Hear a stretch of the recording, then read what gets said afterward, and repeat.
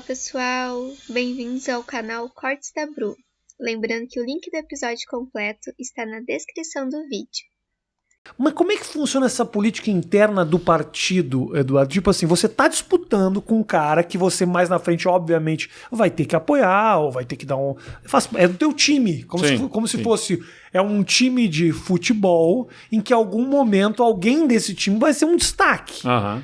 Mas ao mesmo tempo, você queria ser o capitão desse time? Como é que faz? Cria-se pequenas rivalidades? Como é que é a tua relação com o Dória? Vamos lá, né? O PSDB, desde a sua existência, aí, desde 88, sempre teve candidato em todas as eleições. Em todas elas, à exceção de 2014, o candidato foi de São Paulo. Né? E chegou no final do ano passado, 2020, começaram alguns integrantes aí, deputados, enfim, lideranças do partido que me procuraram dizendo assim, poxa, a gente tem que procurar uma alternativa. Observavam que o Dória tinha um problema de rejeição, uma dificuldade para crescer nas pesquisas, enfim, a gente precisa procurar uma alternativa, a gente entende que a alternativa é você, Eduardo. Aí, em fevereiro de 2021, foram a Porto Alegre conversar comigo, um grupo de 10, 11 deputados, pedindo que eu começasse a falar mais nacionalmente, estavam observando o que a gente tinha feito no Rio Grande do Sul e como a gente tinha feito, né? Eu acho que o meu perfil de atuação política, mais no diálogo do que no enfrentamento que a gente vê hoje em dia, porque hoje em dia é a época da lacração, né? Então, na política, isso também acontece e faz um vídeo bombástico para falar mal de alguém, para xingar, para dizer isso, aquilo. É uma luta do bem contra o mal, né, que se estabelece. Eu sou menos disso, eu sou mais de discutir os problemas. É claro que isso me rende menos curtidas e compartilhamentos nas redes sociais, mas é que eu acho que é o caminho correto, especialmente quem quer estar no executivo, que tem que buscar compor, entendeu? Tem que estar meio que equidistante. Eu não acho que quem está na esquerda é um mal a ser exterminado, nem quem está à direita, eu quero destruir quem pensa diferente de mim, que é uma luta do bem contra o mal. Eu, por exemplo, sento para conversar com a Luciana Genro, se tiver alguma pauta que a gente tenha convergência para discutir, que é deputada estadual lá no Rio Grande do Sul. É claro que a gente diverge muito, é claro que ela faz oposição a muitas coisas do governo, mas a gente não se trata como, preciso destruir a deputada e ela precisa destruir o governo. A gente consegue conviver dentro das diferenças que a gente tem. Então, acho que procuraram dentro do PSDB alguém que pudesse ter esse perfil. Me provocaram e me disseram, você topa liderar um projeto? Vamos lá, eu gosto do que faço, me sinto vocacionado, vamos em frente. E aí começamos então a fazer essas articulações. A articulação é liga, conversa, chama para conversar, vai até o lugar da pessoa conversa, para tentar articular achar afinidades e formar grupo para ir adiante. E a gente conseguiu formar um bom movimento no partido, tanto é que, São Paulo tem 4 vezes a população do Rio Grande do Sul, né? O estado. Só a cidade de São Paulo é a população do estado do Rio Grande do Sul inteira. E, nitidamente, a atenção da mídia, os holofotes estão muito mais em São Paulo do que no Rio Grande do Sul. Então, o governador de São Paulo consegue ter muito mais presença.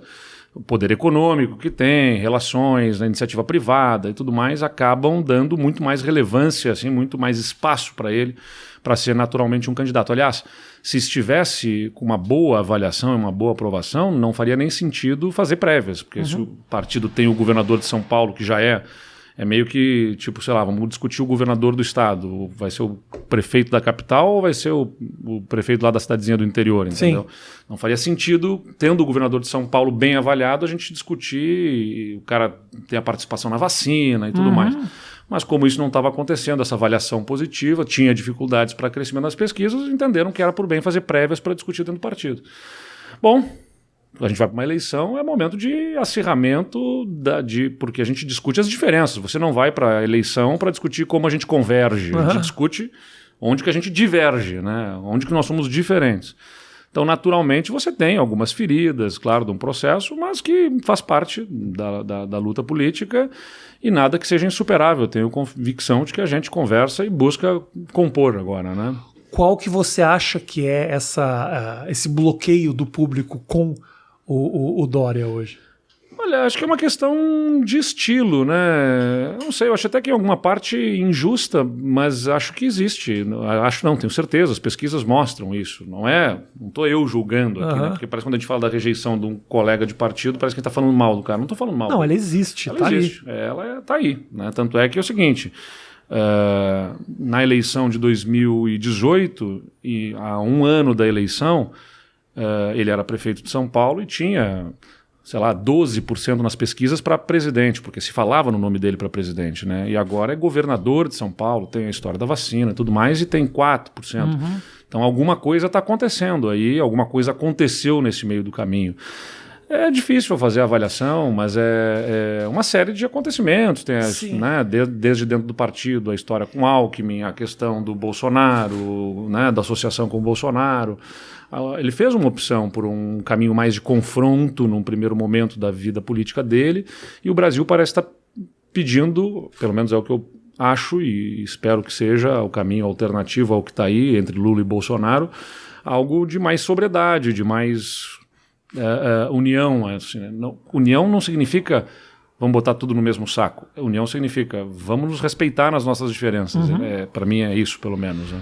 E como é que faz, Eduardo? Eu acho que é uma questão que você já teve que enfrentar. Você já respondeu demais essa pergunta a respeito da associação e do possível apoio ao Bolsonaro. Acho que apoio talvez seja uma palavra um pouco mais pesada, mas de alguma forma se colocar publicamente como um aliado em algum momento, um votante ao Bolsonaro. Como é que se explica essa história? Mais do que olhar para o passado, quando você vai responder essa pergunta, você sai do coração mesmo, ou é tipo, como é que eu vou explicar para realmente eu me tirar essa impressão de que Bolsonaro e eu somos a mesma coisa? Tá falando isso para mim? Para ti, acho que todos... Na eleição de 2018, o meu candidato era o Alckmin. Foi para quem eu fiz campanha, foi para quem eu subi no palanque, foi para quem eu pedi votos. Tenho certeza que nós teríamos um outro Brasil hoje se ele fosse o presidente.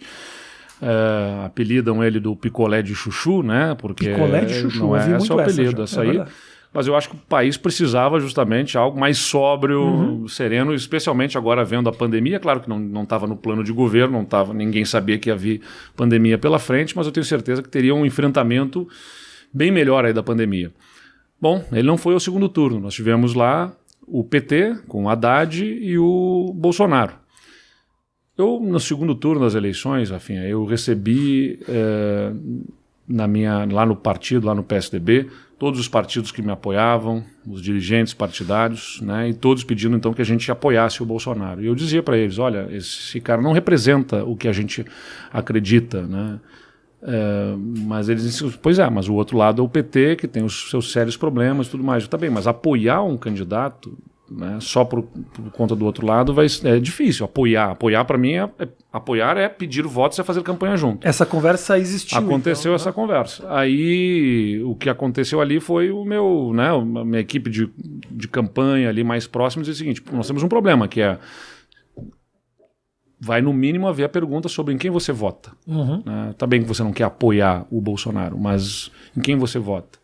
E vai haver essa pergunta. Você vai votar no PT? Eu digo, não consigo votar no PT depois do que a gente viu de escândalos de corrupção e também por conta de um programa errado do ponto de vista econômico. É importante lembrar aqui, o Lula está aí andando o Brasil e dizendo do tempos áureos que viveram e esquece de contar o final da história, né? Porque o final da história é com Dilma o país entrando na pior recessão da nossa história. 2015 e 2016 foram 2 anos, mais de 2 anos e meio ali que o país teve recessão a mais profunda já registrada na nossa história. Desemprego indo a 14 milhões de desempregados, 8% de recessão econômica. Então, além de escândalos de corrupção comprovados, você pode até questionar como que a Lava Jato aconteceu, os procedimentos e tudo mais, mas houve devolução de bilhões de reais de dinheiro roubado, né, dos cofres públicos. Então, tinha problema ético e moral ali e tinha um problema econômico também de um projeto que tinha levado milhões de pessoas ao desemprego e à perda de renda. Não podia voltar aquele projeto ao poder. Bom, o outro lado era o Bolsonaro, nem por isso significava que eu apoiaria. Então eu optei por fazer a declaração do voto com as críticas. E gravei um vídeo que está lá disponível nas redes sociais até hoje, no YouTube, dizendo, olha, eu vou votar, mas não me sinto representado por esse projeto nessas condições. Você já previa de que podia dar merda? Não sei se era previsão, mas tipo assim, o histórico dele já demonstrava também uma série de problemas, né? E aí fiz aquela declaração de votos, mas com as minhas críticas para pontuar que não era uma adesão. Assim como eu tenho certeza, eu dizia naquele vídeo, que muita gente votava no Haddad sem apoiar a corrupção e os erros feitos pelo PT. Acho que teve muito eleitor insatisfeito dos dois lados. Entendeu? Teve muita gente que votou no Haddad sem concordar com o PT, com a corrupção e com o programa econômico. Teve muita gente que votou no Bolsonaro sem concordar com os absurdos que ele falava e praticava. Foi um segundo turno horroroso que eu acho que a gente tem que lutar ao máximo para evitar nas eleições de 2022.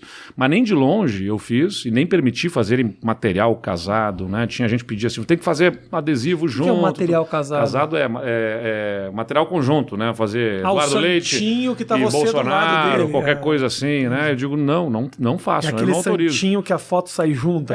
Ou adesivo junto, ou bandeira junto, sei lá. Acho até que teve gente que fez voluntariamente, mas eu disse, da nossa campanha não sai nenhum material casado, nenhum material conjunto. Ao contrário do que fez, no caso, o Dória, que fez o chamado Bolsodória, e lá no Rio Grande do Sul também, o meu adversário no segundo turno era o Sartori, o governador, fez o Sartonaro, que era o equivalente ao Bolsodória, vamos dizer assim, né, do Estado.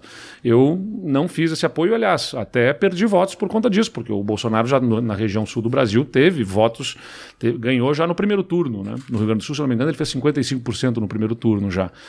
E o meu adversário, então a gente começou a eleição do segundo turno com as pesquisas indicando 60% a 40% para mim e terminei com 53% a 47%. Eu fui tendo dificuldades ao longo do segundo turno por não apoiar o Bolsonaro como o meu adversário apoiava, mas eu me neguei a fazer aquele apoio daquela forma, né?